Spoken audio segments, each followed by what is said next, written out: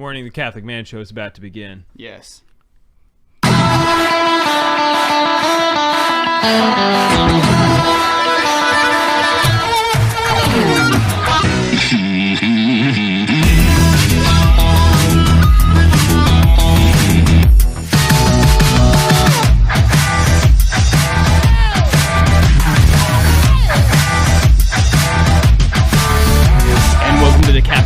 Show. We're on the Lord's team, the winning side, so raise your glass. Adam Minahan here, sitting with David Niles to my right, and to my left is a long time coming guest. It has only taken us 1.5, possibly 2 years. 1.5? 1.5, maybe less than 1.5, but close. Approximately 1.5 years to get onto the Catholic Man Show. He's a hard man to book. He is, and we may not be good salesmen either. We may not have pitched it very well. That could be us. That could be on us. Yeah. But we have the beard, and also Joey Spencer is here with us this evening. And his beard. Is that what you mean? No, hello, guys. No, I put his beard first. And then him. Right. Yeah, but you're saying that his beard and himself are present. Yes. Okay. Yes. Joey, thanks for hanging out with us. You're welcome. The last person that I'm aware of who referred to their beard apart from themselves was Saint Guy and Thomas More. More. Thank you. More. My beard has offended the king. I was going to say Saint Martin, and I was like, that's not Saint Martin. Right before he gets his head chopped off, he said, "My beard." He said, "Let me move my beard. My beard hath not offended the king." And then his head got cut off. Cut off. Yeah. But his beard presumably was his kappa got detated. Indeed. Indubitably. That's a Michael Scott reference. Anyway, okay, we're digressing really quick. Welcome to the Catholic Man Show. If this is your first time listening to the Catholic Man Show, we open, review, and enjoy a man beverage. The second thing we do that we may or may not be doing this evening is highlighting a man gear, and then we have a manly discussion. Joey Spencer is with us, like we had mentioned. Joey, you work at the Chancery at the Diocese of Tulsa in Eastern Oklahoma. I do, yes. And this evening, we're having actually, I've wanted to have this scotch for quite a while. You're a Scotch man, Joey. You enjoy a nice dram of scotch every once in a while. Yeah. But this scotch is exciting for me. The first time I had this scotch was in the Whiskey Library in Portland, Oregon. I have heard beautiful fairy tales of that place, mostly from you. Yes, it is a great. If you're ever in Portland, go to the Whiskey Library because it is awesome. But it's Bowmore 15 Darkest. It's a 15-year scotch. Chronologically, my understanding is Bowmore is the oldest of the Islay distilleries. Okay. It is, like I said, a 15-year scotch. It is it's aged in ex-bourbon barrels and then a little bit of sherry cask at the very end. Yeah. The sherry is a nice finish at the very end. Joey, I really like, though, the nickname that you gave it. Yeah, it's like a Christmas Lafroig. Yeah. Or whatever. So you got the Lafroig there on the beginning and then just that little hint of sweetness that makes life a little merry. Right? Yeah. Yes. And so, very nice. Yeah, I like it a lot. It is a very good balance of the smoky with the just hint of sweet there at the end, kind of maybe some chocolate tones on the finish. Yeah, a little toffee, a little. So I had this last night. My wife's birthday was yesterday. Shout out to my wife. I actually dedicate this whole episode to my wife this evening. Beautiful. And I had her try a little bit of it. I had some last night, and she actually said this was her tasting notes, which just made me proud. Like she's really developing her palate, Joey. She said it tastes it's smoky up front, and then she said it tastes like a burnt sugar at the end. And I was like, very well done. I mean, it's like toffee. I'm going to go home and just burn the crap out of a bunch of sugar just that's so like I can toffee, right? really peg that flavor next time I encounter it. Yeah. So let's cheers real quick. We're on the Lord's team. The winning side. So raise your glass. Cheers to Jesus. Cheers. Oh, we also have Juan here this evening. Juan is our producer this evening. Shout out to Juan. He is our guy who ships all of our Catholic Man Show Glencairn glasses, our whiskey glasses. He's kind of the jack of all trades for us. Yeah, and if you would like to get one yourself, you should go and join our Council of Man. Yes. You can go to thecatholicmanshow.com. You can click on the COM button, Council of Man.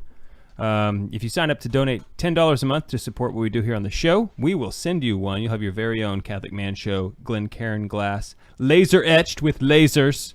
Yes. They're frickin' sharks with laser beams. They're very artistic sharks. Typically, FYI, if you sign up to be a Council of Man, it takes about 4 to 5 weeks before we typically ship, because we try to ship them all at one time. Yeah, Juan does our shipping, and he's a volunteer. He's free. Right. So, however, after 4 to 5 weeks, to Juan. After 4 or 5 weeks, if you do not get it, reach out to me so we can make sure to get you one. Anyway, so those are my tastings. You know, as you can tell, it has it's darker amber color. You know, typically Lafroig is a lighter color, right, Joey? I mean, but this one is a darker amber color, which is, you know, it says darkest on. You think that's from the sherry cask, you think? Yeah. That has a lot to do with it? Yeah, I would imagine so. Because it's also got, it's that amber. It's not just dark, sherry cask finish, but it's kind of got that orange, pink. 43% alcohol. So anyway, I really like this Scotch. It's up there with some of my favorites. If I had to, it wouldn't be like the one I would go to if I was, as Dr. Taylor Marshall said, like going to the gallows tomorrow. It's not my last one. What would it be if you were going to the gallows tomorrow? It would be some kind of 30-year like Macallan or something like that. Something that I've never had before. Would you go with something new that you didn't have before, or would you go with an old standard because you know that last drink is going to be a really good one? I mean, because that's a good point. You could pick something and you could, you know, be disappointed. Really rare thing, and just like, that was my last drink. That know what this says a lot about you. Do you want to sample one more thing that God's creation has to provide? You know, like in some way come to know God a little bit better by encountering another piece of His creation, or do you want to like rely on I know that I'm going to have a nice leisure, you know, because you could be disappointed if you pick a new one. This, which has been my favorite for so long. Right. Yeah. And just, you know, I think they're both that's good enough. I think both ways are good. Yeah. Depending on your temperament. It is. Yeah. Temperament. Definitely. But it is one that I thoroughly enjoy. So it's a little bit more expensive. So that's kind of I think it's like, this was $75. Yeah. So, you know, you compare that to our home team Lafroig. Right, at 46. 45, yeah. Yeah. 45 and change. It's tough to buy. It's tough to buy anything else, you know, that it's almost like something has to be cheaper than Lafroig for me to really. But if you're having a couple of buddies over for Christmas time, this would be a perfect bottle to have over for a couple of buddies. Yeah, it's a special occasion. It's like I wouldn't want to drink it all the time. No. I mean, it's not a drink all the time drink. No. I mean, it's got that nice little finish on the end of it. That, it's not one that sweetness. I want a whiskey because I'm still kind of chasing my kids around. You know, this is one that you want to savor, that you want to, you know, you kind of sip on. Yeah. Ideally, absolutely. I think there's a fireplace, which we were sitting downstairs by the fireplace earlier. Yes. Yeah. Yeah. I'm pro fireplace. Yeah, we were talking about this, and we have the Alcuin Institute here, and I feel like the Alcuin Institute is also very pro fireplace. Yeah, I think they like fires. Yeah. You know why? Because they're men. They're men. Men. I think all men like fires. Yeah. Yeah. I mean, men do. It's part of our DNA. Yeah. It's on the helix somewhere. There's the fire gene that, you know, like men have, and women, you know, like some stuff like that. We have it for sure. Somewhere. Yeah, it's on the helix. It's when there. Joey, one of the episodes we actually had a flamethrower as the man gear. I have a personal affinity for flamethrowers, and I just ran down to Best Buy to pick up my flamethrower. Well, it was on sale at a coupon. So in the Council of Man, our supporters are they're the best, and so routinely, whenever they come across new flamethrowers for sale on the internet, they make sure to post them and tag me in the. What you think, like, oh, okay, that's once a year. No, that's surprisingly a few times. Yeah, it's about once a quarter. And it could be more. Wow. It could be more. And I would be just fine with that. Do you have one yet? No, because I'm saving. They're still like $3,000. Yeah, exactly. A real one was like $1,500. on the low end. Yeah. But they posted one recently. It looked like it went about 50 to 75 feet. You could see the guy shooting and there was a kick when it would turn on, like, and you could tell he was like having to really hold it, and it was an episode. That's an episode. So there's just so much you can do with a flamethrower like that. So much. I mean, you could put the cigar in your mouth, That would Facebook it live, right? All right, Adam. I need you to trust me. Go exactly 62 feet away from me. Yeah. No closer. And no closer. Yeah. Do not lean in. Just kind of I'll come to you. Yeah. Man. The cigar. That would be. Ratings would. Do you trust me? Yeah. No, I do not. Let's get one thing out in the open. Yeah, it turns out I've known you my whole life, and the answer is no. Yeah. I tell you what, you go 62 feet away. Yeah, let me do it. Yeah, exactly. Just stick to the old matches. Right. Yeah. Exactly. They're predictable. Yeah. So anyway, but this is a delicious Scotch. Yeah. I highly recommend it. Bowmore 15. Also very drinkable. It's not, Lefroy is offensive to some. I don't think that many people are going to be turned off by this whiskey. No, I don't think so. It's not. I mean, it's not a Lefroy. But it does have hints of the Lefroy that. Yeah, it has a little hint of if you smoke. like Lefroy, you're going to like this. Yeah, totally. When we get back, we're going to possibly jump into the man gear, possibly just go straight to the topic. We're on the Lord's team. The winning side. So raise your glass. Hey Juan, will you turn up Joey's mic just a hair? Just a hair. No, the first one. First one. Try just a hair. There you go. Yeah. Yeah, if you can talk. Yeah, that way. Just right into it. The closer, the better. Yep. My beard actually touches the. Really? This is my microphone. I've done that. I've caught myself doing that before. It is only live on social media. Okay, only everybody can see this. Yeah. Okay. So I think that we should go into this. Won't be on the radio though. Okay. Sure. But I think we should just go into the topic. Mm-hmm. There's just so many. Yeah. There's so many things that we could talk about a St. Michael medal, but it's it's the St. Michael medal. We already did that. Yeah, we actually already did the St. Michael medal. Did we? Mm-hmm. Yeah, that's why I said an image. Mm-hmm. Oh, okay. Okay.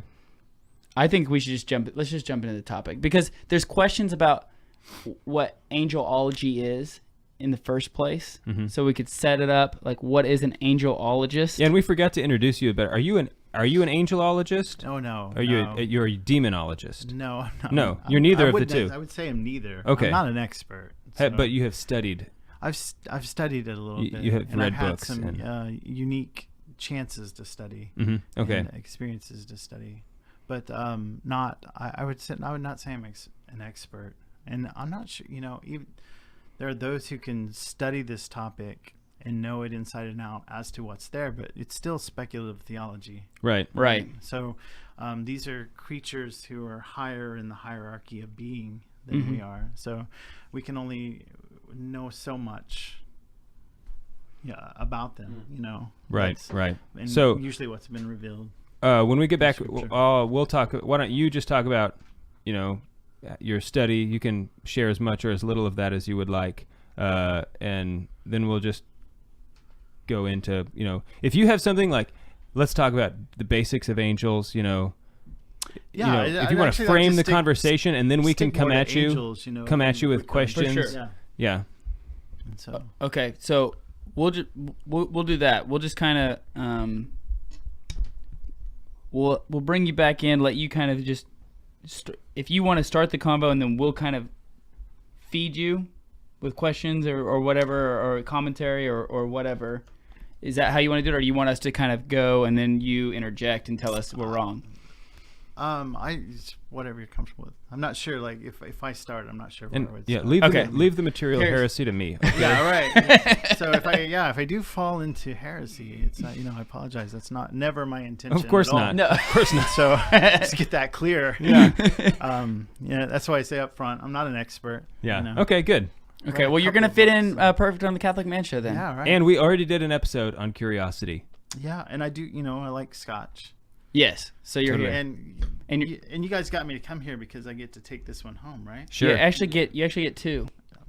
Because I don't want to cheat, okay? Because it's not cool to like if you have somebody over, it's like, hey, you want to have a Scotch? I get to use this cool glass. You have to go and just use a tumbler. Right, but I have to be honest. But I know you have one already. But what if you have? Right. What if you have 2 people over? Then I need another one. Yeah. So exactly. So I do. So you get get 2. So this is like Christmas Lefroy. We Christmas order them In bulk. 500 at a time. Oh, okay. Yeah.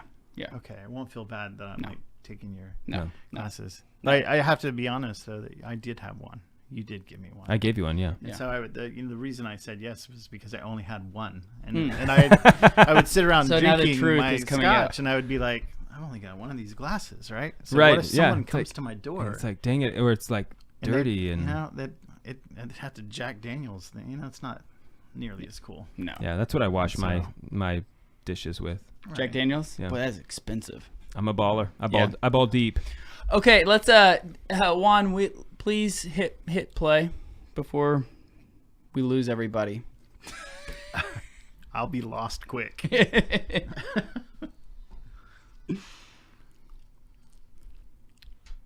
Hold on. Why did you stop it? Well, he wasn't recording. Well, you can hit play and then hit record whenever you or just hit record now. That's fine. There you go. Juan has the toughest job here, doesn't he? Yes, Yeah, by yeah, far. so By he's- far, he has the toughest job. Yeah. Well, that wasn't me. Juan, I appreciate you. Welcome back to the Catholic Man Show. I'm David Niles, here with Adam Minahan and Joey Spencer, archivist Archivist, yes. at the Diocese of Tulsa The in Eastern Diocese of Oklahoma. Tulsa, yeah. Also, would you call yourself an angel aficionado? No. I would. I'm not. I don't. I want to be very hesitant. I would not call myself an expert of anything. Really. No, but Just- I would say that you know more than the average bear. I don't know that. I mean, I'm not sure. I know I've read a little bit, and Let I've me- had some opportunities to learn. I'll tell you this, Joey. I know a lot more than the average person about angels, and you know a lot more than I do about them. So You're kind. Thus, let me just clear it up premise for you. 1, premise 2, conclusion. Yeah. What do you call that? What do you call that? St. Thomas does it a lot. There's a name for it when you go 2 premises followed by a conclusion. I can never remember what that's called, but there's a name for that type of thing.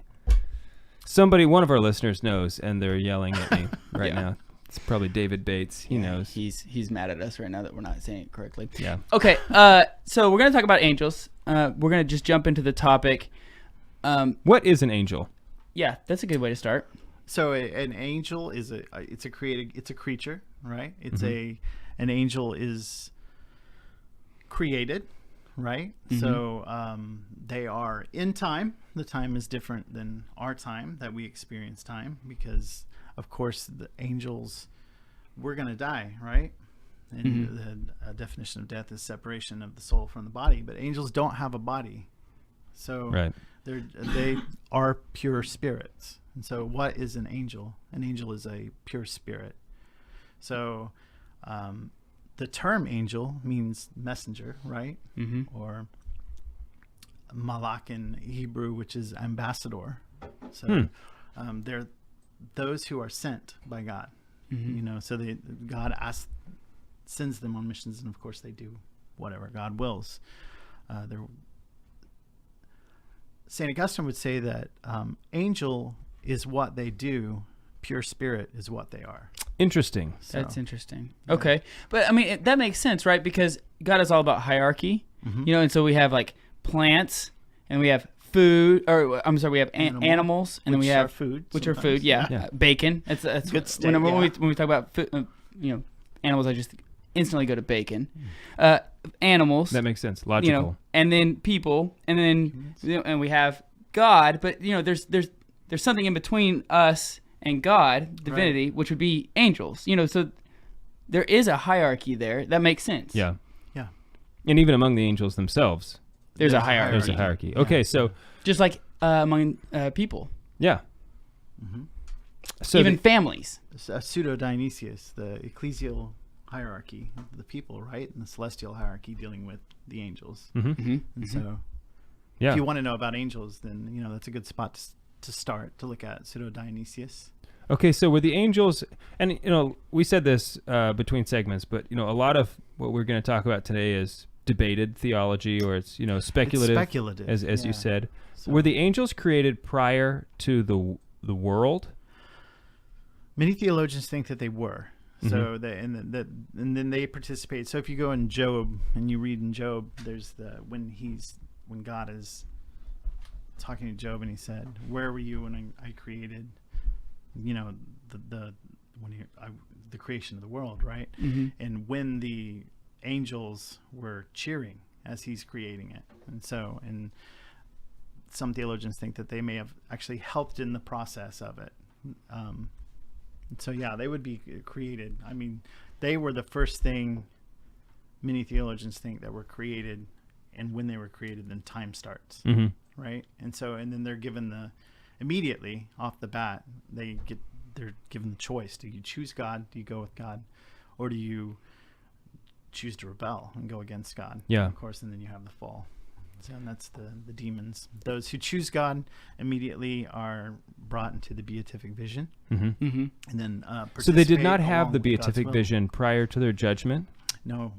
Well, because it's almost theologians. I mean, but it's so instant. It's instant, fast. right? It's like they had the free will to choose, and then instantly, once that happened, it was like, sure, you're there, free will, boom. Yeah, and it's like that. Right. But probably even faster. Yeah. So, yeah. Okay. Yeah, probably even faster. We slow it down. Right. Bit, right.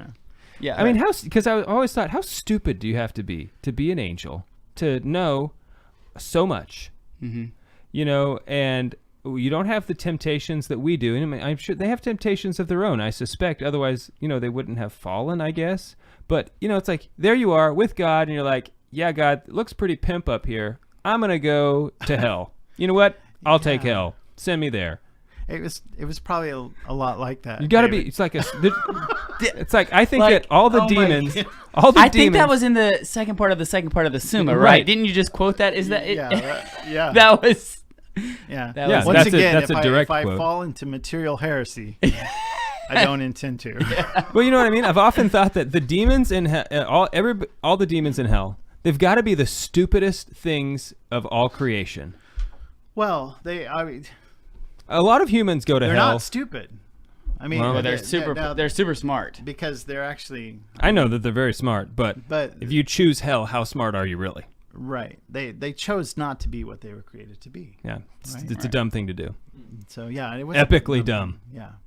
Okay, so let's talk really fast about angels in the Bible. So we know at least 3 archangels by name in the Bible.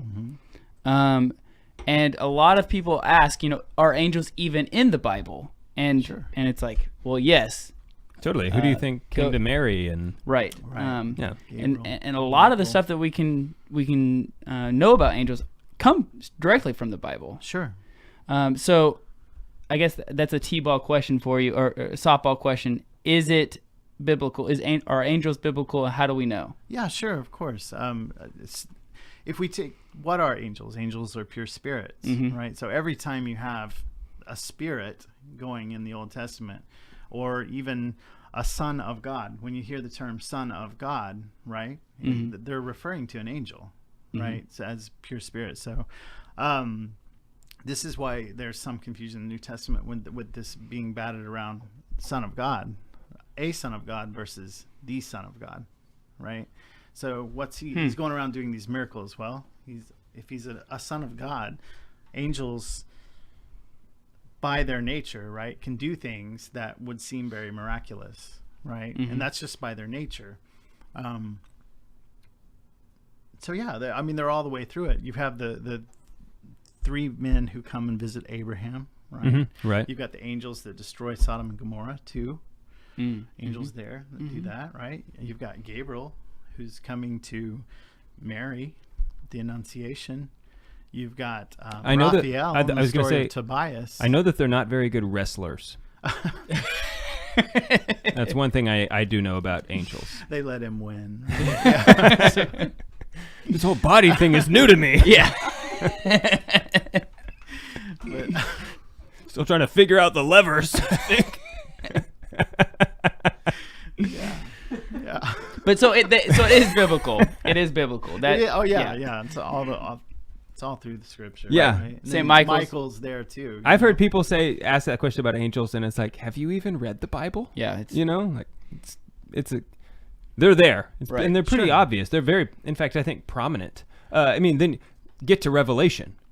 Okay. Right. Loads of angels. Yeah. Myriads upon myriads. Yeah. Mm-hmm. So it's okay. I feel like we've safely answered that question. Yes. Yeah, they're there. So, and it's, you can do a Google search, and that's going to pop up easy. Angels in Scripture. Yeah. And so it's lots of places. When you're trying to figure out what a thing is, or what was the philosophy, we often ask the question, what is the thing for? Mm-hmm. So then we can know what it is, or vice versa. What were the angels created for? For the glory of God, right? Mm-hmm. So, and to worship God. And what do they do? Were they created for the same purpose as humanity? No, they're different creatures. Sure. And in fact, each angel is. We tend to group them in hierarchies and choirs, right? So there's the 9 choirs that come down to us from Pseudo Dionysius as well, who I mentioned, and then others, St. Gregory the Great. And you look at these different hierarchies, right?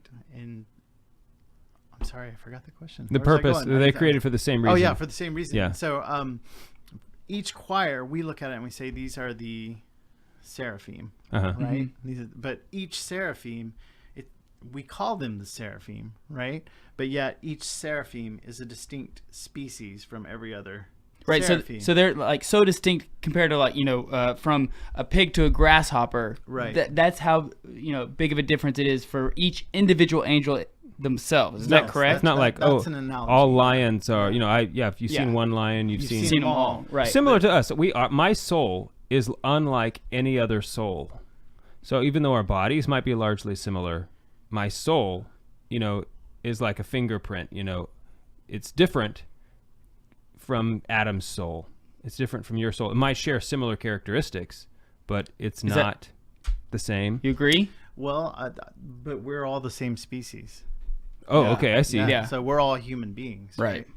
And so I see. And so you can't lump angels into that. Each angel is like its own species. Right.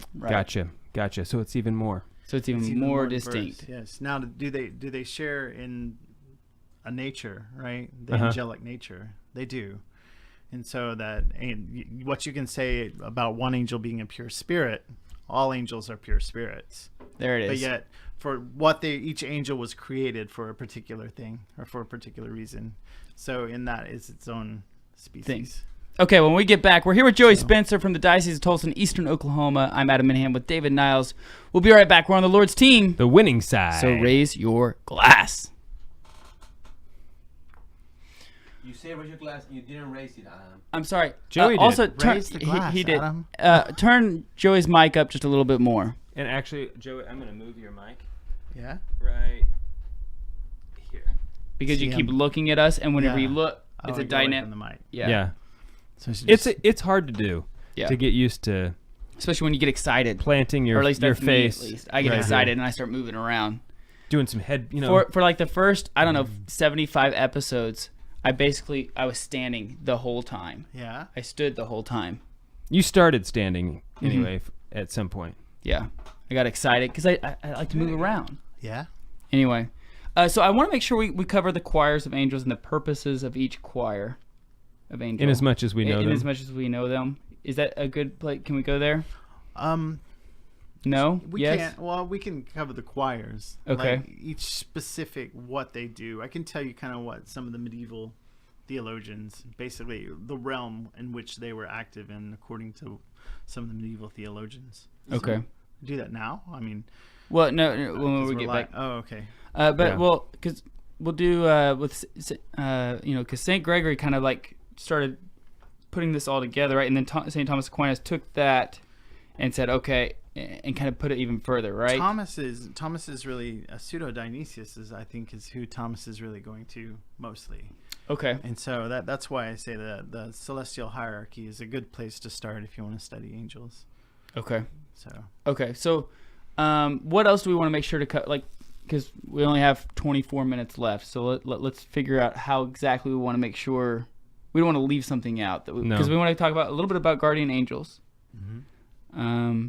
Yeah, ultimately, I want to make it practical. So if we can talk about how your guardian angel, how they relate to our spiritual, how can we grow spiritually from having a guardian? Like we should pray to our guardian angel. Yeah, how do we should have a relationship with them. How do you have a relationship with them? That's a question I think we should ask on the show. Don't you agree? Yeah. And then we can maybe hopefully list at least the choirs. Mm-hmm. I don't think we have to get in too much into like the choirs and what they do, but it's at least give them at least something to where they can go and start learning a little bit more about it. Yeah. Possibly, if they want to. Yeah. Just so that they know, there are choirs. They're different angels. They do different things. Okay. Anything else? You good with whatever? You guys want. Yeah. Cool. Yeah. All right. Let's do it. This is the third one. Okay. Si, senor. Si.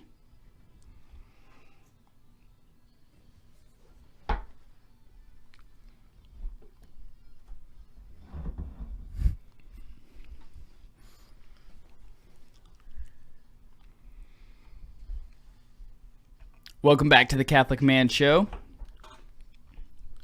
Drinking a little bit of a Bowmore 15-year Darkest. It's a delicious. It's the Lafroig Christmas edition. Is it? Christmas Lafroig. Christmas Lafroig. Yes. Yeah. That's tasty. I'm sure Bowmore hates that. Yeah, they would not like. They would not like that. But let's be honest. I gotta be sending you free bottles. Right? Yeah. Like. Thank you for don't call us Lafroig, okay? Yeah. We're here with Joey Spencer. He's the archivist. Thank you. Yeah. I kept wanting to say archetype, and I was like, nope, that is not correct. Don't do it. Archetype for Santa Claus. Chubby and with a white beard. Jolly sometimes. So we're talking about angels. Do we want to get into guardian angels? I think hierarchy. Okay. There's a hierarchy of angels. There's a hierarchy of angels. And so there's 3 hierarchies, right? Within the 3 hierarchies, there are 3 choirs. And so those closest to God would be the seraphim, the cherubim, and the thrones, right? Cherubim. So some people say cherubim. It's cherubim is proper. Okay. Right. It's, so now all of our listeners cherubs can cherubs. It's like now you can say it right. But no, nobody's gonna, beat you up if you don't use the proper angelic term. I might. Now I might. I wouldn't. Now that I know. Yeah, I wouldn't even, I'll at least be. If I wasn't on this show, I wouldn't even. I'll at least be smug to you. It's like, you don't even know the word. They're the little chubby little the cute ones. Wings, yeah. Right? Oh man, they're so cute. They're gonna. We're gonna get up there and they'll be like, they're gonna slap us around and be like, yeah. That's how you want to make us look? Yeah, it's like, we're going to get to heaven and be like, whoa, you guys are fierce. Yeah. They're drawing you like babies down there. I don't know if you know that. Okay, so there's the first hierarchy. So the first hierarchy, right? So which is in proximity to God. See, they're pure spirits, right? Mm-hmm. So we can't even explain. I mean, angelology gets kind of difficult because we always want to say things like when they're looking down on us. Right. Well, they're not looking down on us. They don't have eyes. They're pure spirits. Right. And we always get caught up in space, right? Mm-hmm. Where are they? Well, you're here and you're there, and Juan's over there doing the hard work while we're over here playing. Yeah. Right. Mm-hmm. And we can't think of pure spirit without trying to put it in space because we're sensible creatures, right? And that's how we know where things are. Mm-hmm. And so that first hierarchy, right? The seraphim, cherubim, thrones, and then there's the second hierarchy, right? Which is the virtues, powers, and dominations, right? And then there's the third hierarchy, which is the ones that you're going to see interacting with us the most in Scripture. So these are the principalities, the archangels, and the angels. And so, and that's kind of how the medieval theologians would kind of understand them. They're those who are in the way they understood the world, right? There are those who are closest to God, who are doing things up there. There are those taking care of the middle areas between heaven and earth, right? And then there are those who are actually active on earth. So the angels being our guardian angels, and then, and so that's the principalities, difference. Their proximity to God, essentially in heaven. God, I mean, once again, I know that's using a physical space term, but in some ways, that first hierarchy is closer Which to is God. why they burn, right? I mean, that's the burning ones. The burning the seraphim are the closest, and they're the burning ones. And so all they do is sit there and sing. Yeah. Holy, holy, holy. All the time. Right? And that's a sweet gig. That is a sweet gig. Yeah, and when we're in the Mass, we're doing the same thing, right? Because we're joining them. We're joining them, right? It's not like we're starting and they're coming in with us. We're actually joining them. Because they're doing it forever, for all eternity. I say that Mass is outside of time, right? Right. So we're entering into that realm. Right? I say they've got a sweet gig, but they probably look at us receiving communion, and they think, "Oh man, that is a sweet gig." I don't know. I mean, they're in front of the beatific vision. Yeah, but they do not. They do not get to receive communion. Right. I mean, the gift that we have is. I'm not downplaying that. Yeah. Well, Christ is fully human, fully divine. Yeah. And so he didn't become an angel, and the fact that God Himself became man. I mean, we're getting ready to go into Christmas, the incarnation. What an amazing thing! Big time. Okay, that brings up something that I don't want to spend a lot of time, but we have to touch on this. When we die, we don't become angels. No, we don't. I mean, people think that we become like the angels. Isn't that what Jesus says? And the fact, I guess, that we're spiritual. Well, I mean, then the resurrection of the body. I don't know. I'll let you. Doesn't Jesus say that? If we are blessed enough to make it to purgatory, purgatory, and receive the beatific vision, then we are also in the same beatific vision. The angels are there as well, right? So we join the choirs of angels in that beatific vision. Okay, so I want to ask you about that. In medieval art, you'll see a lot of times you'll see like Christ sitting on a throne, and you go to Europe and see it in the medieval art all the time, and there are these rows of people sitting there, and some of them are angels and some of them are the saints. So that's a kind of a good analogy of like, I like that. If we make it to heaven, God willing, right? And so a reward in heaven will be perfectly just based on our life. Okay, so we'll be rewarded in heaven. We will not all receive the same all those who go to heaven do not all receive the same reward. Just like there's a hierarchy among the angels, we will be placed among a hierarchy.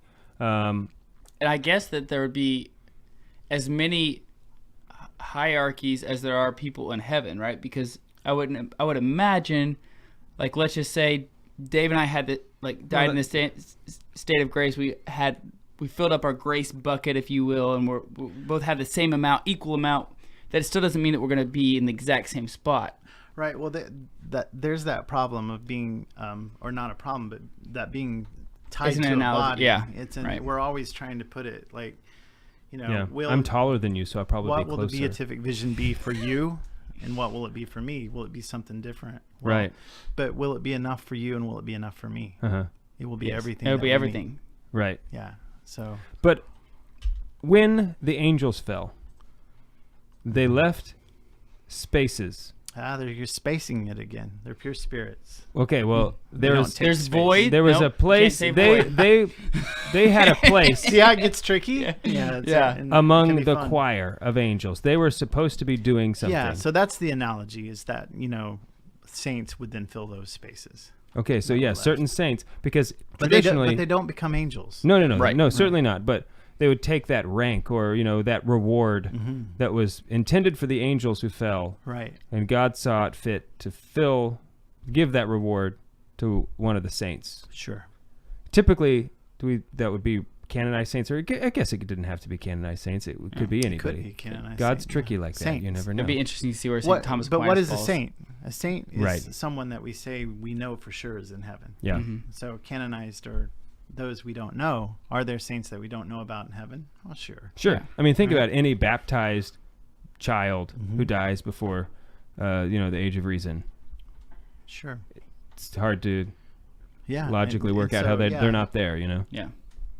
Okay, so we don't have enough time. I want to devote the last segment to specifically guardian angels. But so angels, like let's talk about their will, because it's like they instantaneously know like everything. It's not like that they learn different things and like they completely exhaust everything that they know about a specific topic immediately, correct?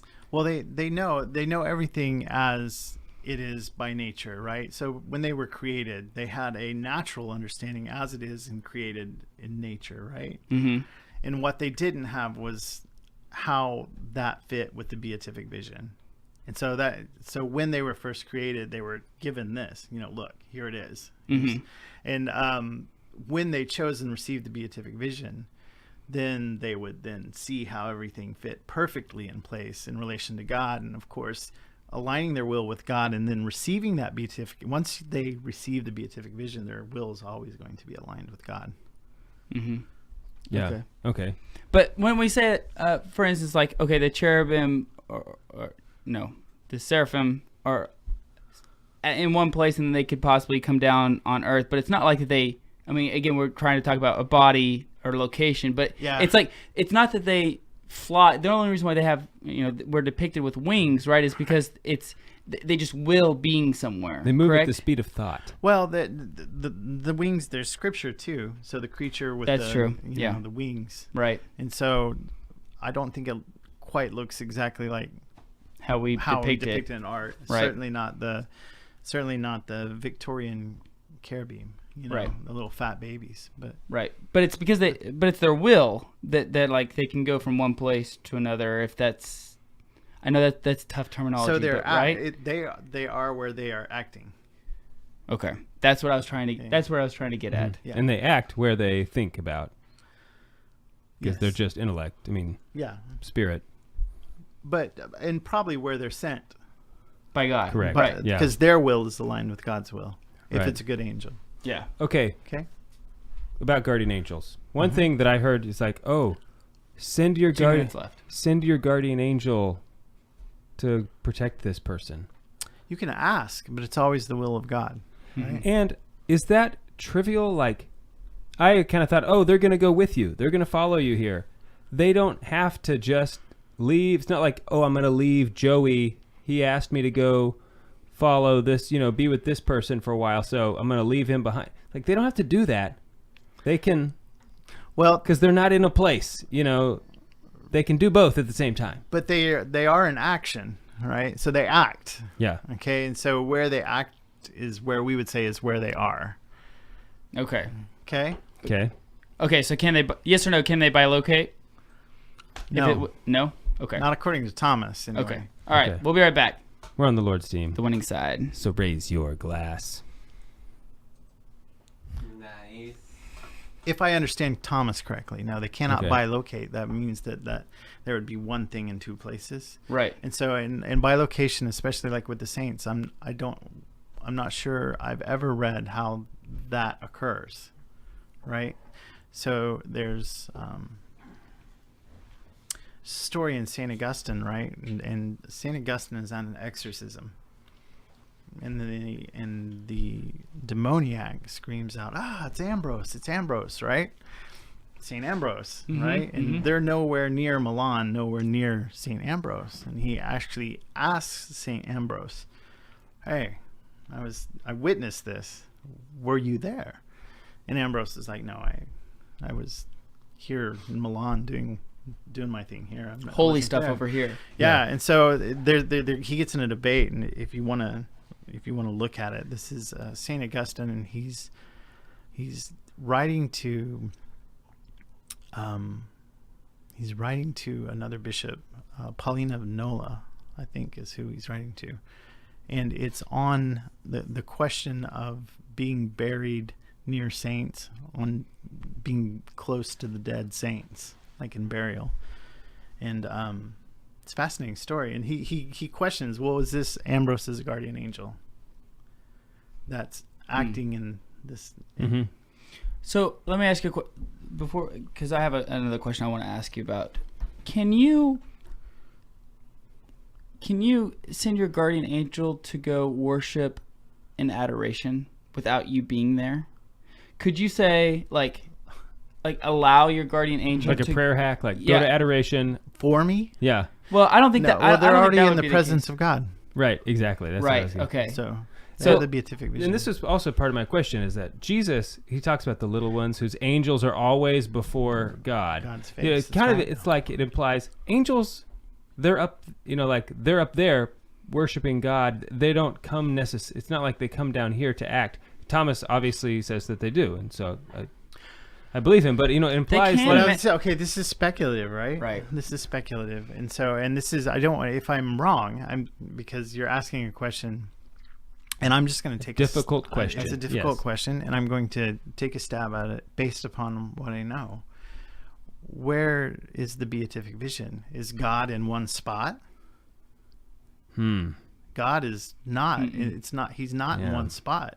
I mean, it's not like there's he this big is old in ball all of his beatific creation, vision. Yeah. Right? Yeah. Where we can only be at one place at one time. That doesn't hold for God. So if they always are in the presence of God. Yeah, his like presence. a part of the universe. His presence manifests differently. It's obviously more. I would say he's more present in the Eucharist than he is in this table. Well, we put a human limitation on God.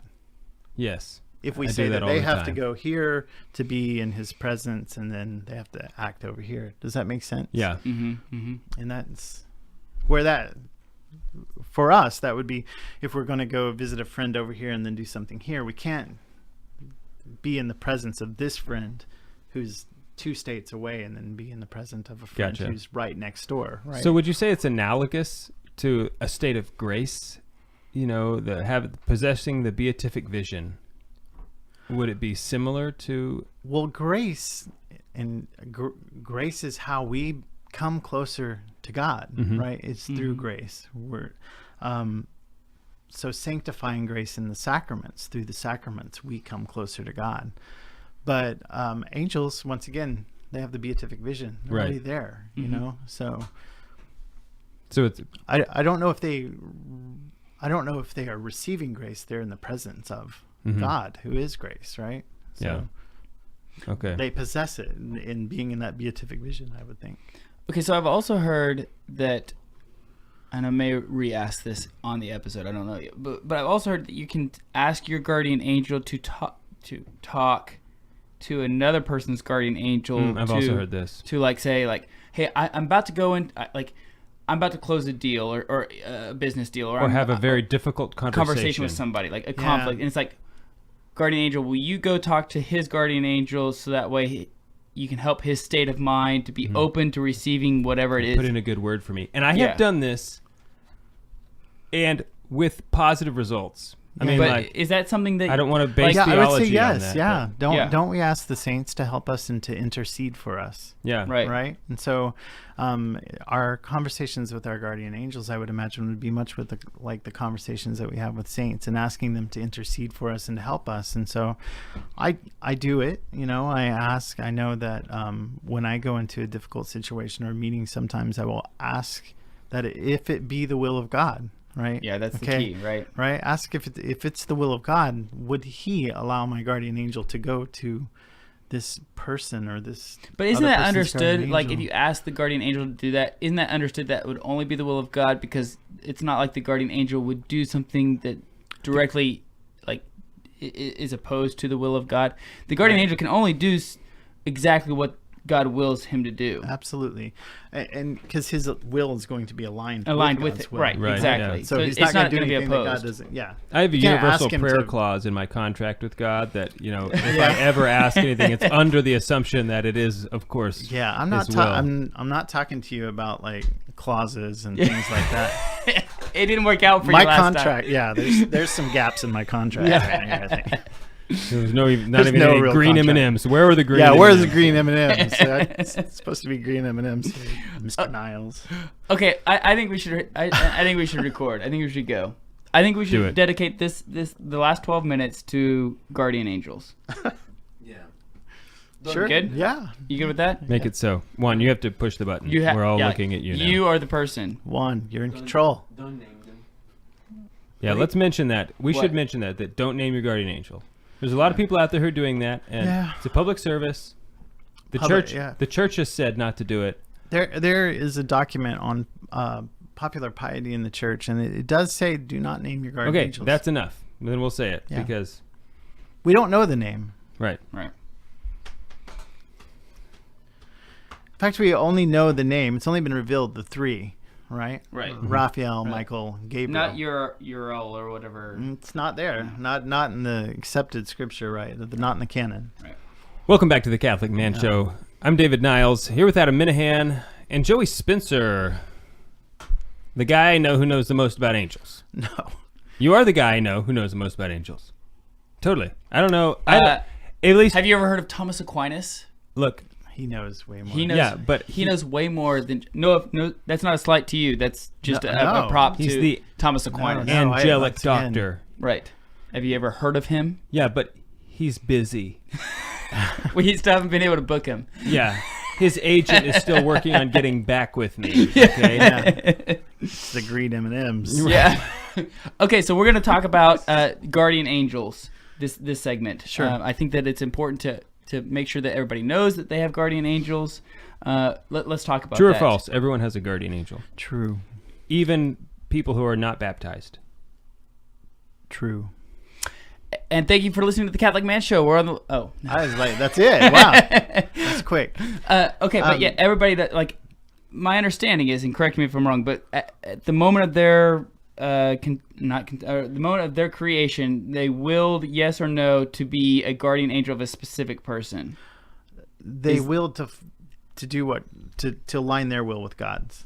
They chose God, right? But didn't they know that I'm going to be this person's guardian angel? That's I've never heard. Yeah, okay. But it seems like they wouldn't have chosen it, but God would have said, Hey, here's the person. You're going to have this person. Will you serve? I mean, or simply you're going to be a guardian angel. Right. Yeah. I've also heard that guardian angels go to purgatory with their person. That's actually really? Yeah. That's actually what I've read and what I've studied is that they continue to minister to you. Through they love you so much that they go to purgatory with you. Yeah.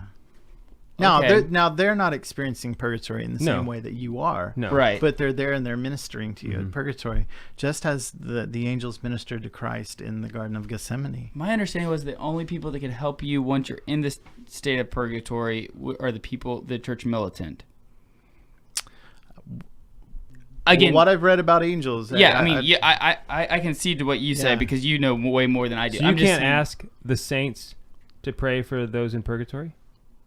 I don't know. This is something I'm not well versed in. You might, in. even in that situation, you might be the efficient cause of the certainly, of the prayer. Certainly we're called to pray for those in purgatory. Mm-hmm. Right. Yeah, certainly. Oh, okay. But that they minister to them in purgatory, or that they're there along with them, supporting them through purgatory. So we all have a guardian angel. Should one name their guardian angel? No, and once again, there was a church document that came out, and I don't remember what dicastery it came from, but it was on popular piety in the church, I believe. Mm-hmm. And in it mentions that you shouldn't name your guardian angel. And why is that? Well, one, you don't know the name, right? Mm-hmm. And so two, if you start calling something by a name, there's always the possibility that something else may answer to that name. Mm-hmm. Okay, so if that's not the angel's name, then you should respect that. Now, I know a lot of really good priests who have named their angels, and there was a time period when people were told to name their angels, right? And so, like with a lot of the priests that I talk with and know, it's a mixed bag. Yeah. But the church document, I just say go with the church document. Church document says safe no. Bet right there. Safe bet. And stay with the magisterial teaching. So if people were being told to do it at one time, that's a little different. I mean, it's like almost like you're doing it out of obedience. Right. You know, if you're doing it, I would certainly make sure that you ask God to, Lord, I'm trying to create a relationship with my angel. I like calling the angel this. Would you allow me that to be that right. when I say this name, and if you do it, at least understand it's just a nickname. You don't have authority to name the angel. It's different from when God presented the animals to Adam at the beginning of creation, because he gave us authority over which we do not have over the angels. Exactly. Right. So is guardian angels recycled? Like I have a guardian angel. Once I die, guardian angel whoever my guardian angel doesn't go to the next person. Well, once again, speculative, but I would say no, because all the angels were created at one time in the beginning. Right. It's not like there's new angels. So I don't have Padre Pio's guardian angel. No, but could you ask for Padre Pio's guardian angel to intercede for you? Maybe. Ooh, hey, that would be epic. Padre Pio, guardian angel. Could you have a special fondness for me? But you be careful with that. You have your own guardian angel, and that is sufficient. And God has given you God has given you this particular angel to look and watch over you, and to help you along that journey back to God. Okay, so how do we cultivate the relationship with our guardian angel? Like, what do we do? How do we? Because the more we have, the deeper relationship we have with our guardian angel, the more disposed we are to allow ourselves to be submitted underneath the guardian angel's will, which would be in line with God's will. Right. So how do we do that? The same way we do it with the saints. When we ask the saints to pray for us, to intercede for us, I would pray to the guardian angels the same way. Okay, so and always that God's will be done, because if you're aligning what you ask with God's will, and their will is aligned with God's will, it's all going to be good. Yeah. So is there another prayer that you pray to your guardian, my angel God, my guardian dear, that prayer that all the little kids grew up saying, and you say because you learned it as a little kid? Is there another prayer that you pray specifically, or? Well, the Saint Michael prayer, of course, and then but mostly. So I'm a convert, so I have Protestant roots. I'm the only Catholic in my family. The rest of my family are all wonderful Christians, First Christian Church, and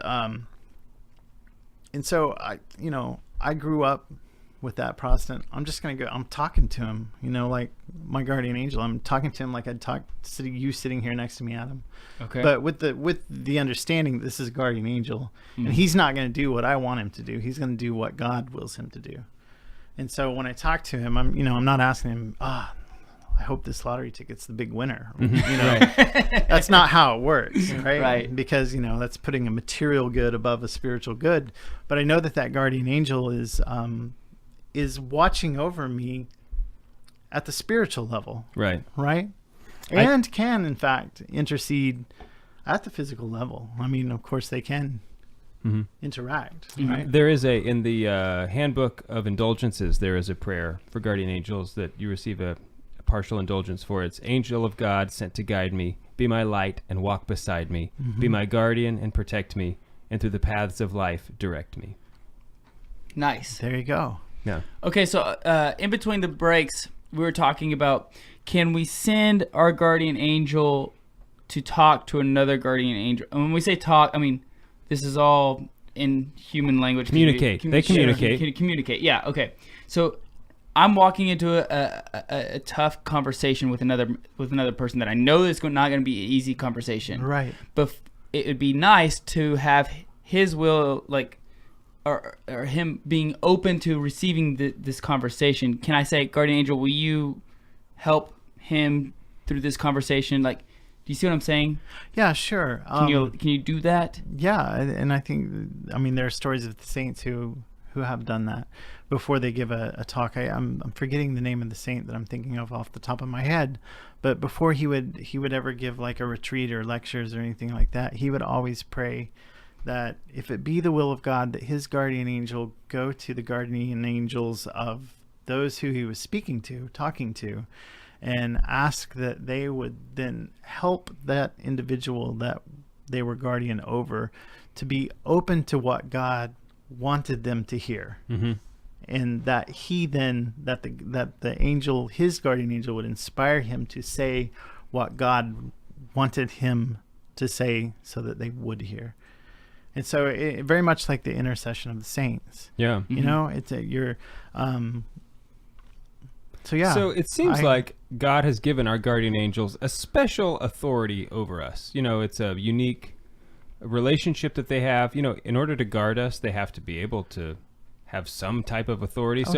They would have maybe the ability to affect our dispositions towards. They can affect our dispositions. It's by nature, angels can influence the lower faculties, put an idea into our head, right? And so they can influence it, but demons act the same way. It's the angelic nature, right? They can tempt us in the same way. So you're sitting there and you're in the middle of Mass, and all of a sudden this thought that you're like, most of the time when something like that comes, you'll recognize it because you can't figure out how it got there. And it's just like, oh my gosh, where did that come from? Right? Well, I was not. Usually when we get into talking temptations now about the fallen angels, usually when we get into a situation where we fall into sin, right? We can track back where it started. A line of thought, right? Exactly. So you're sitting on the beach. And it starts somewhere innocent. Yeah. This leads to this. Yes, and you can always follow back. But when it just kind of comes out of nowhere, right? And it affects, and it's boom, it's there in your imagination. You're like, where did this come from? Simply turn to God. What happens when the devil rears its ugly head to Christ? He always turns it on him, and he goes right back to God. Right. And while we're talking about temptation, because it's easier to see temptation sometimes because we fall into it all the time. Right. Yeah. We're good sinners. Right. Dave's really good. Yeah. It's the qualification for being in the church. We're good sinners. Right. We need Christ. But yeah. And what'll happen is the temptation will usually start at a low level, at the material level, and then it'll work its way up. Right? Turn this rock into bread, a material outside the body. Throw yourself off this visible, right? And then, you can have everything. You can be God. All right. Well, we've been drinking Bowmore 15-year. Joey, thanks so much for being with us. We're gonna continue the conversation for a few more minutes. Subscribe to our podcast. We're on the Lord's team. The winning side. So raise your glass. And cheers to Jesus. Dude, that was a weak cheers to Jesus. Can you not, like... Cheers to Jesus. No. Do it again. That was funny. Okay. So, Juan, if you will, just hit, record on the Cubase. Okay, just outside of... Yeah, outside of that. Kathy Nunick. She asked where you can find that prayer that I said. It's in the Handbook of Indulgences. Tell them to look at which is a great book. Everyone should get that book. It's super cool to have. Tell them to look at the Byzantine prayer for guardian angels. There's a Byzantine prayer for guardian angels. Way better than ours. I'll bet it's super long. And you have to sing it. It is way better. Look it up and you'll see. Okay. Juan, if you'll hit record again, please. Okay, Joey. So we were just talking about, we were talking about a lot of things, but you were talking about, so many things. Yeah, there's a lot of things about guardian angels that we had questions and comments on. But you were talking about how you can't tempt, right? Temptation. You can't say, like, you were talking about the line of thought of temptation, and how. Can't turn this stone into bread, and you can't jump off a cliff. Yeah, that's if you look at this is the way like a temptation works, right? So an angel, right, a good angel or a fallen angel, a demon, you have free will, right? They even when you said that our good angels, our guardian angels, have authority over us, they won't affect our will. Now, can they influence? Can they feel the movements of our will? Like, can they tell? Sure. I would say yes. Can they tell how much we're resisting their idea that they? Well, sure. In the way that they can look at you and they know how a human acts better than I can look at. Like, I can look at you and I can say, oh, "Wow, you look really tired," and and you're down, or you're upset, or you're happy, more, right? Even deeper than that, right, Joey? Because we've learned, like, if somebody's lying, their body temperature goes up, and obviously angels can see that. So they can like see the heat. Not with their eyes. Yeah. Well, I mean, they can sense it. They can. They know it. They know it. They know it. They know. Their will. Okay. They will it, or I don't. No, they don't will it, but they know it. So what angels do not know what's called cardionosis, right? The knowledge of the heart. They can't know the knowledge of the heart, right? And so they can't tell the future. They can't right? read your thoughts, but they can predict what you're thinking mind. Pretty well, maybe. they could see a really train. well. Yeah, they could see really this well. line of, okay, here's what's going to happen. Yeah, and they know from past experience. Sort of like your 3-year-old. You know exactly what they have that look on their face. You know, like when they see, or you can just sometimes tell. Like I know exactly what you're about to say. Or even like you allow them to get in trouble. You know, for like, you know, purposes of like understanding, like you can't do this. Like you know they're gonna go over there, then they're gonna put their finger close to that socket, and you know, like you have to grab the cat's tail and give it again. Yeah, I mean, you know, it's so easy to trick a 3-year-old, and I think that's probably how they feel about us sometimes. Right. Well, but you can teach your 3-year-old not to be tricked by the same thing again. You know what I mean? Yeah, but we're not good learners. Neither are 3-year-olds. Yeah. So I bet you guys confess the same sins over and over again. I do. Right. Yeah. Right. You know, and we're just not good learners. But what if you look at Scripture, right? Look at the garden. Look at Genesis 3. How does he twist it? How does the temptation occur? It's something material. So there's this hierarchy, right? Material, physical, spiritual, and they're looking to get you at the spiritual, but most of the time they're not going to start there, because just like I said, when you're sitting there in mass and this strange thought just comes into your head, that shocks you, and you're like, where did that come from, right? All right, and they're showing their hand right off the bat, and you redirect your mind, you start praying, you focus, get back to the mass, right? Yeah. And you don't think about, put that out of your mind and refocus on Christ. When they do that, it's just, they're giving away their hand, right? What they want to do is get you the temptation to sneak up on you, right? To work slowly. So what did God say about that tree out there, right? And that fruit, right? But the fruit is good for your body. Eve saw that the tree was appealing, and she knew, okay, so the material out there, it looks good. And then she takes the fruit, and she knows that it will be nourishing to her body, right? Yeah. It talks about that.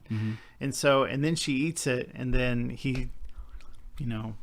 Well, the first mistake that she's Eve at the made spiritual level, right? Was that she even entertained it. Well, that she even spoke she's to the talking devil. to the snake, right? Which Yeah. is lower on the hierarchy. When he says, "Is it really true that God said you shouldn't eat just from completely any of the not entertain any that. of the trees?" Yeah. She should have just looked at him and just totally ignored him, which is Kinda what like- we should do too. Like even when we read about the saints, like they wake up in the middle of the night and you know the devil has been attacking, and they just look at them, oh, it's you, and they roll back over in bed. Like, I'm not even going to entertain messing with you. Like, I'm just going, like, I'm not even giving you that moment.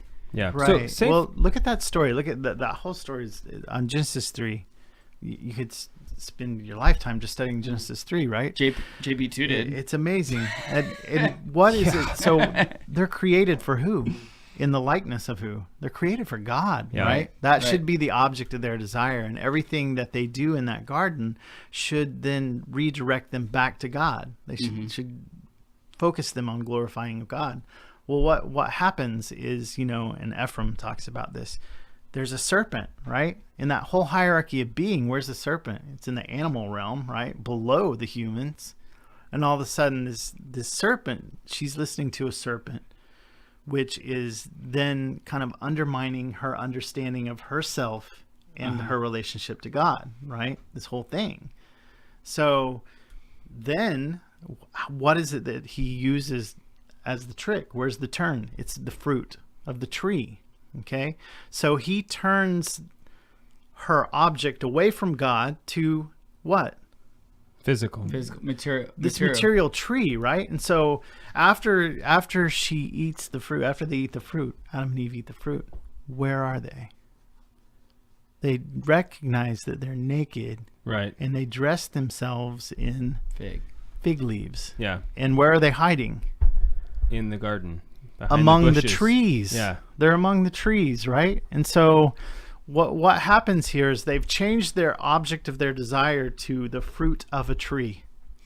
Boom, right? Mm-hmm. So they are no longer like God. Mm-hmm. They're like the tree. They're living among the trees, dressing in the leaves. And the great irony is that the knowledge of the fruit of the tree of knowledge and evil, of good and evil, was right next to the tree of life in the garden. Yeah. Well, look, they're both right there, and they could eat from the tree of life if they wanted to. Well, and look at how wonderful God is, right? Look at how he, he comes down to our level. Do you want the fruit of a tree? Is that what you want? Yeah. We have a crucifix, right? The wood of the cross, and Christ is the fruit that hangs on that tree. Yeah. And what is it that what gives us life? The Eucharist, the source and the summit. It is Christ. It is the fruit of the cross. That tree. Do you see it? I see this. And it's just it's beautiful. It is. And then when they get kicked out of the garden, they've been knocked down, right? Once they listen to the snake, they're knocked down to that animal level. Right. Once they start dressing and eating the fruit of the tree and dressing like living among the trees, they're knocked down to that plant level. Right? What happens to the serpent when he asks, Adam, where are you? So there's Adam, where are you? And then he asks, and he says, well, that woman that you gave me. It's not just that woman. It's the woman that you gave me. This is really your fault. I mean, everything starts to break down. I'd like my rib back, please. That's right. Yeah. Yeah. And then he goes to the woman. The woman blames it on the snake, and he doesn't ask the snake. He doesn't ask the serpent. He says, what? You're going to eat dirt. Right. He's reordering, right? Then so if they're at the level of the trees, he puts the serpent back under them again. You're going to eat something below you. Yeah. You made them eat something minerals, below them. Right? Yeah. He's at the level of the minerals. Right? And so then what happens when they get kicked out of the garden? God dresses them in something. In clothes. In skins. Yeah. Skins of what? Animals. Yeah. So they're being popped back up again, and it's only through Jesus Christ that we become fully man again. Right? Do you see? It's all there. It's all there, and it's just so beautiful. There it is. And why angels? Our first interaction with temptation. What was a serpent? Of course, fallen angel. Who is the highest of angels? Well, I mean, Lucifer was. The light bearer. Yeah. Here's a question for you. Sure. On guardian angels or angels in general, I know that they can't necessarily read because they can't access our mind. That's my understanding. Maybe I'm wrong, but my understanding is they can't access our mind. So do we have to verbally pray to them, or can we just like mentally pray and like can they hear our mental prayer? Yes, they can hear our mental prayers. If you will, that because they don't have ears. Right. So right, but so they can your spirit. I mean, but you can like that's something that has literally never occurred to me.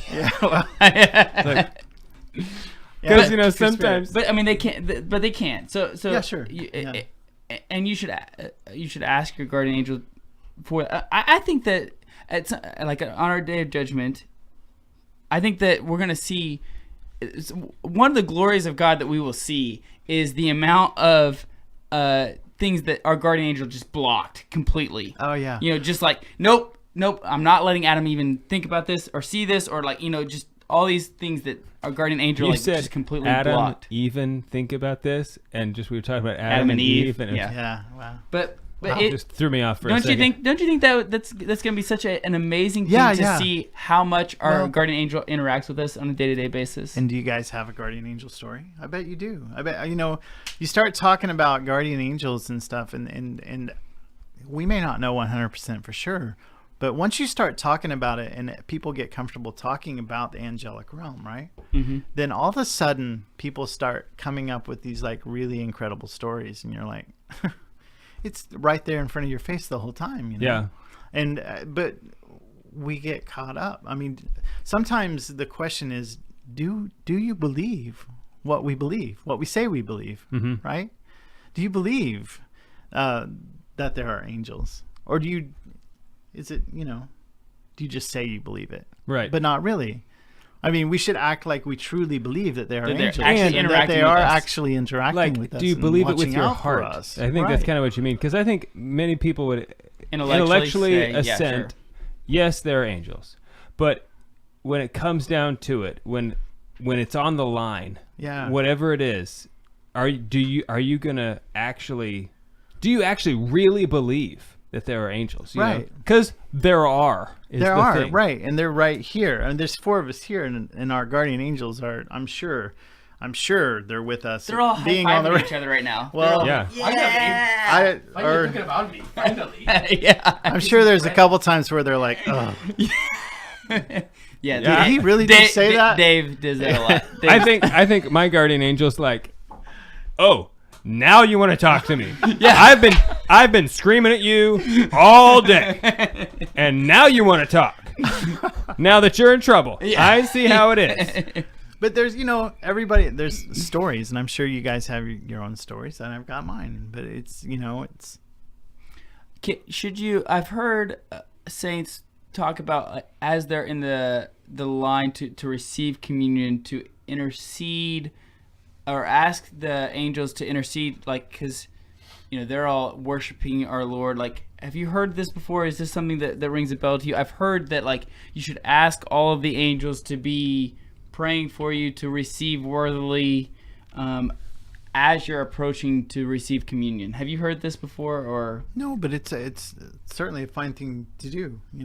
I mean, it is a right thing to ask your guardian angel to do to help you receive worthily, right?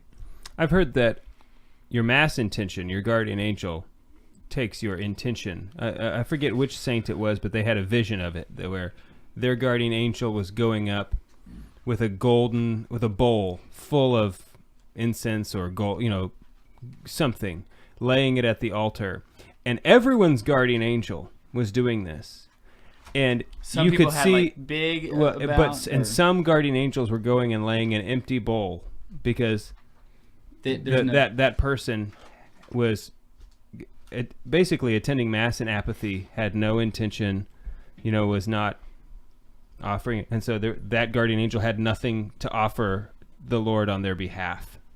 Yeah, well, it's in the Eucharistic prayers, right? I mean, it's actually there. In humble prayer, we ask you, Almighty God, command that these gifts be borne by the hands of your holy angels to your altar on high in the sight of your divine majesty, so that all of us who through this participation at the altar receive the most holy body and blood of your Son. Mm-hmm.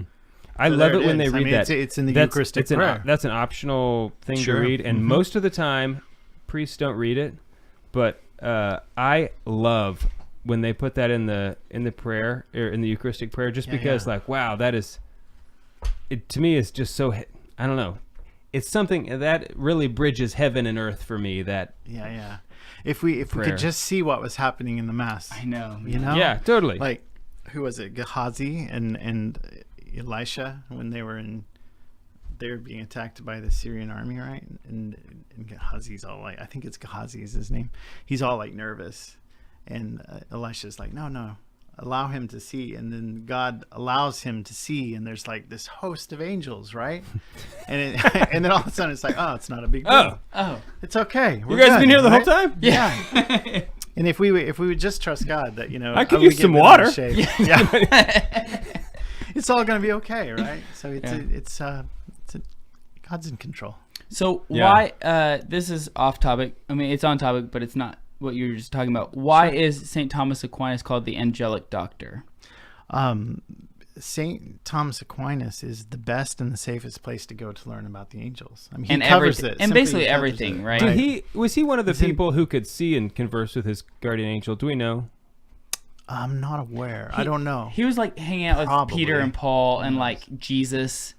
Like, he was doing that a lot. I hang out with now Jesus on this particular subject, and I'll come clean here. On this particular subject, I try to stay as close to Thomas as I possibly can, right? Because Thomas is the angelic doctor, right?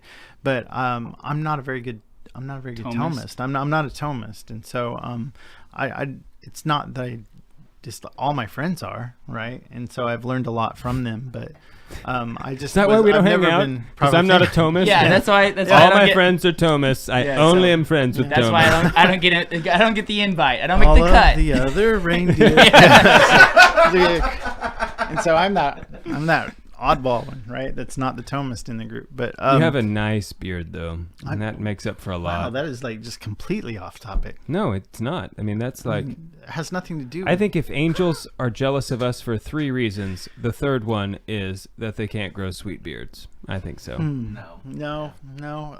Jesus had a beard, that's why. Jesus. That's my answer. They cannot imitate him in that way. I'm just gonna say, it's a mystery. I ask Luke a lot of questions, like my 5-year-old, like a lot of questions. His first answer always Jesus. That's his answer. You know, you can't go wrong. Well, they say in seminary Jesus is the answer to every question. Yeah, Jesus, just Jesus. You know? Well, okay. So one thing that I really have loved and gotten a lot out of is reading about saints who did have a very real relationship with their guardian angels, like Saint Padre Pio, Saint Patrick. San Jose Maria. Yeah. Oh, really? Saint Jose. Okay, so I didn't know that about him. Saint Gemma Galgani. Oh, okay, yeah. So, San Jose Maria would ask every time he would enter somewhere, he would send his guardian angel before him. Through a door. Through a Yes. door. Okay. So yeah, if you couldn't hear what Saint Juan was saying, Saint Jose Maria would always let his guardian angel go through the door before him. Wow. And then I heard, if this, I believe the way the story goes is that when he got ordained, his guardian angel refused to go through the door before him. He said, no, I would never ever precede a priest, a holy priest of God. I will always follow you now. Wow. That's whereas pretty cool. before That's he was the will of ordained, God. Yeah. before he was ordained, he allowed Jose Maria to honor him in that way. But then after his ordination, he said, no, I must pay you the honor now. So well, and I heard that like Padre Pio thought up until like he was like 6 or 7 years old that everybody could see their guardian angel. Have you heard that before? Like they're trying to find this kid, and they asked Padre Pio, and was like, well, why are we worried about it? Just ask your guardian angel. They know where they know. And at that point, he realized, everybody can't see. He asked his guardian angel. when he got in trouble, it's like, that's not a very appropriate thing to say. People are really seriously worried about this child right now. That's what I say. Do we believe it? Yeah. You know, we say we believe it, but when it actually comes up in topics, most people are like, well, you know. I mean, it's not like they don't know. Right? Yeah. You know, so he asks his guardian angel. The guardian angel tells him. He says it, and then he realizes, people can't see their own guardian angels. You know. So there's a story about Padre Pio. If God wills it, once again. Exactly. Right. Exactly. That he was being assaulted by demons, the devil, physically assaulted. And he called on his guardian angel, and it took him a couple seconds to get there because that was God's will that, Padre Pio endure this particular suffering. But then he rebuked his guardian angel, like, "What the heck, man? What took you so long?" Yeah, what took you so long? And he's writing this down, and I guess maybe a letter to his confessor, spiritual. I don't remember what it is, but he's mentioned how his guardian angel was very apologetic, and I'm really sorry. God didn't want me to do it, so I didn't mean to leave you hanging, right? But he's the big guy. Yeah. And so, Saint Gemma Galgani, the stories that she would send messages with her guardian angel to her Father Germanus, her confessor. So her confessor could also see her guardian angel. Well, I don't know if he saw, but he would get the message, right? And so a letter, and like a physical letter, and then they would take it back. So, wow, yeah. So, can we talk just really briefly on how, look here, we have a statue of Saint Michael the Archangel here on the table, right? But this could just be an Adam thing, like this could just be my own thing. But I don't like when I see so many depictions of angels looking so feminine, like they just look fair. Like a lot of them, this one doesn't, but a lot of the angels out there, the depictions of angels just look, to me, they don't look mighty. They don't look grand. Grand. They don't look like, I don't know how I would envision angels looking. Fat little children. Yeah, they look like fat little children. Fat little babies. Yeah, it's like no. They don't look. That doesn't look powerful to me. That doesn't look like They don't look badass. Is that what you're trying to say? Well, yes. Yeah. Yes, that's so. Yeah. What are your thoughts on that? I'm just curious on what your thought. Like, this isn't theology teaching. I mean, this is just. I'm asking your personal opinion. What are your thoughts on that? Well, I mean, there are some really good depictions in art of angels where they do look pretty sweet. Yeah, badass, if you could say. Yeah. You know, and it's so there are depictions. It's, you know, art changes over time, and there are things that come into fads. Fad's not the correct term, but there's ways styles depicted at certain particular times. So that chubby little cherub baby is very much a Victorian thing, right? Mm-hmm. And it's the feminine-looking angels, the women-looking angels is once again, like, I think that was around the Victorian period as well. And so I prefer the older, you know, depictions of angels. But once again, depicting, how right are we in when we depict it? I mean, they're all wrong because they don't have an appearance. Right. Well, they can manifest though. They can take it on, but they can assume a body. Right. So but they could assume a different body. I mean, but it's not like a living body. Right. But it's not like this is their one look. Okay, hold on. They could have many I want you to unspool that. Okay, so St. Thomas says that they can assume a body. So you see something, right? So there's two ways that you can perceive an angel because of the senses, right? Mm-hmm. We're sensible beings. We're rational beings, and we take in information through our senses, right? And so objectively, so if an angel assumed a body, right? So the story of Tobit and Tobias is walking along with this guy that he thinks is a man, right? And Raphael. Right. But Raphael, does Raphael really have a body? No, it's not a living body. And he says, well, you were sitting there eating with me. And he said, well, the food that I use is special food. It's invisible food, or, you know, it's not a living body, right? It's simply something that's been assumed. Well, how does that occur? We don't know how that occurs. God's will. Right? I think Thomas says that, you know, compressing like air molecules or like tightly together, or, you know, pulling stuff together, that's already there. It's not creating something new. It's just rearranging stuff that's there to look like a body. Squeezing it really hard. Right, yeah. I can squeeze stuff. It's no big deal. So we're forging bodies at this point. So no. It's not creating a body. It's simply assuming it. Yeah. For the purposes. I've also heard that they could basically be manipulating the light as it enters your eyes. Possibly. So that it only looks like a body is, but like there's nothing there, but that it appears as if an appearance is changing. Right. You know? And we can get into the finding. We could spend all night. Like, how does that happen? Right. But is it really important? Jesus. Yeah. Jesus I mean, the important answer. thing is that if you needed to see that angel for whatever reason, God needed you to see that angel, it's there, right? And so objectively, outside of us, an angel could appear. Like in the case of Raphael, everybody who was with Tobias saw Raphael with him, right? But also, you know, the angel pops up here and we all see it, right? But an angel could pop up here and only one of us be able to see it. It may not be assuming a body. Hey, Mike. It may be acting. Don't name your angel. Yeah, come on. He had a name tag. Wow. My name is Mike. That's what he said. Look at me. I'm just like, where's Mike? Who's Mike? He's looking just like Mike. That's Juan. Juan.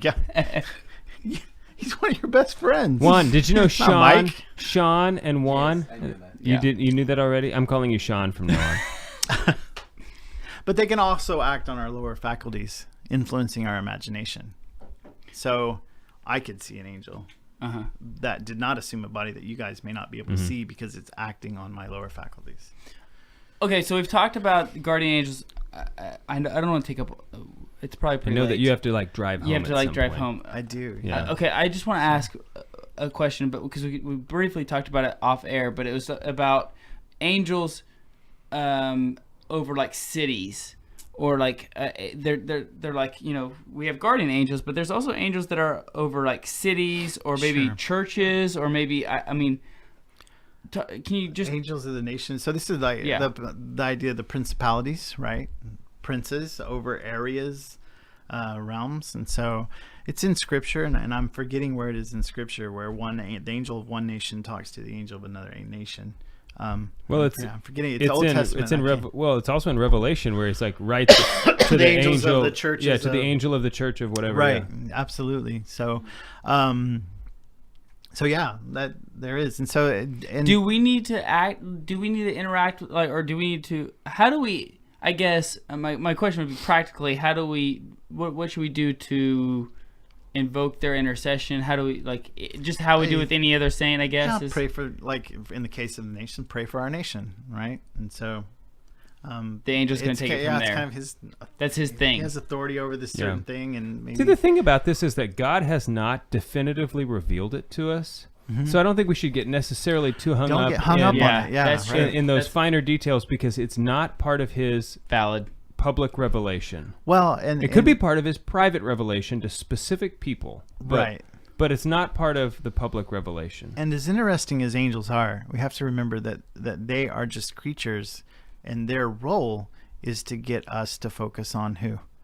Christ Jesus, and right. God, right? Yeah. To get us back to God. Like that's John, their job. In Revelation, right. He starts to fall down in worship almost, one of the angels, and there's like, whoa, dude. Right. And so as interesting as they are, our focus should not be constantly on the angels. Right. Right. You know, on anything else. It should only be, our focus should be on God, on Christ in the Eucharist, the source and the summit. Yeah. Right. Mm-hmm.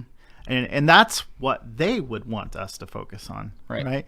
And so you can get into the fine details of angelology and demonology and stuff like that. But that is simply a part and at the service of the glory of God. Yeah. I feel like you have to put fine details in quotes, the fine deal. In theology, it's a very small area. It's, and not the most important. And those fine details are still pretty blurry.